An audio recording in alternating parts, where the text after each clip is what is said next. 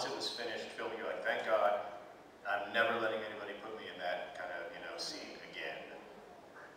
Well, I'll jump in with that because when Jason comes through the window of part 2, it's part 2, everybody. But we had to do that 3 times, and after the first time, it was a horrible experience because even though you know what's going to happen, it's still scary. And then I found out the director, Steve Miner, said, like on a Sunday, you know, when nobody's working, and it was all kind of chill, he goes, I have to tell you something, we have to shoot that scene again. I was like, oh, fuck. And then it happened again. I think we had to shoot it a 3rd time or something. Whatever it was, it felt like it was 15 times, and it was horrible to try and do that scene, especially because you hear the high-speed camera all of a sudden go, and you're supposed to go, and then knowing that any second this crash is going to come from right behind. I mean, it's scary.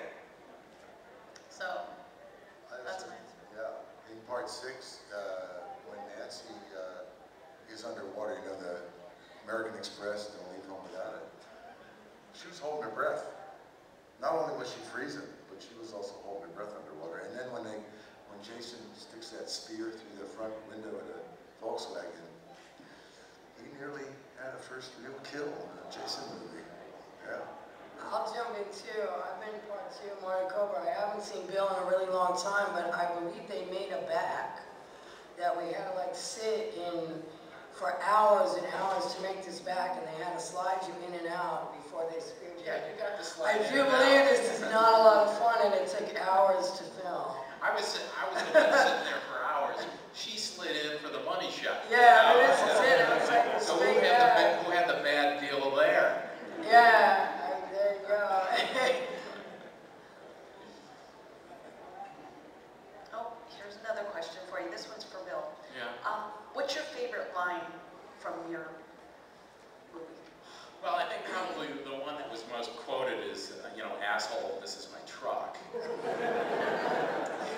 And essentially what they did was they mounted the camera on the truck, you know, so that it was the point of view was through the truck. And I'm running along the truck, you know, ad-libbing these lines and stuff, and Steve said to me, he said, get angry. So when I said asshole, I was talking to him. But fortunately it worked. Good.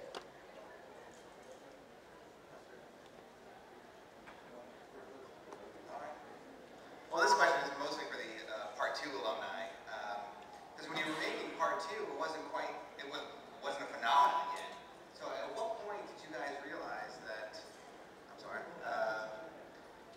that you guys were really a part of something that was going to carry on, and not, you know, were you guys just like happy to have a job, and then like years later, it's like, what is this that's happened to us? You know? Oh yeah. I didn't realize it was a phenomenon until, you know, a couple of years ago when somebody asked me to do, you know, a conference. You know, I had no idea.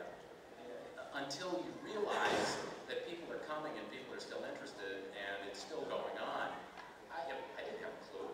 You know, it was like, you know, I got residuals. That was great. And I thought that was pretty amazing. Residuals are about $5. Well, yeah, but still, you know, it was 30 years ago. $5 after 30 years, hey man, I'm working it. You know, I have to add something. I got to thank you guys very much. If you hadn't done such a brilliant job, I wouldn't have had one. And you!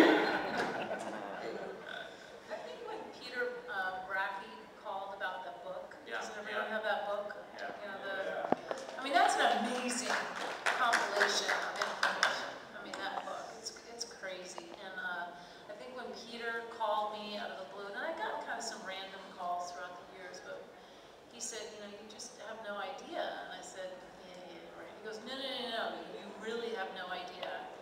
And I said, yeah, I don't. And then went to a conference, and then it was pretty crazy. And it's interesting because as I do the conferences, I've done them, I guess, maybe 4 or 5 years now, getting to see more familiar faces and kind of getting to be a little bit more understanding. Like, I'm starting to get it now. I'm starting to get it because it's just really amazing people and the most devoted group of fans and fun people to just be around. So, yeah. And I said every so often, a horror magazine, this is a little beyond show up to interview you. I've been interviewed a couple of times and they're always different names. And I can't believe he really reads this stuff, but power to you.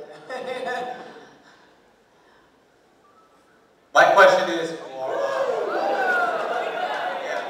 my question is for David. Your character has a lot of great lines. What's your favorite from Friday the 6th? Wait, I'm sorry, I couldn't quite get what you asked. Your character has a lot of great lines. What was your favorite from it?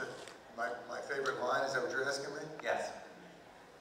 You know, this is, people have been asking me a whole convention about that. Because you know, about the kid leaving, you know, you show up again, you're gonna leave with your balls as earrings. Sewing machine. I will decorate this office with your brains, so don't piss me off, Junior. I've been writing that on a few pictures. I just had so, you know, it's just fun. You shout one out, I'll tell you, oh yeah, that one. Oh, that one. You know, I mean, I just had this, you know, hit the noise in the cherries. You know, Tom, I just was emailing back and forth to Tom McLaughlin, you know, as a writer-director. Very special guy, and he really got a kick out of writing the script and then directing it and putting humor into it, you know. So he was really tickled as we were doing this, as we were shooting it, you know, really tickled by it. And I think that helped in the end result that obviously fans come up all the time and ask me that question or whatever. Obviously his being tickled translated into the end result of the movie. You guys are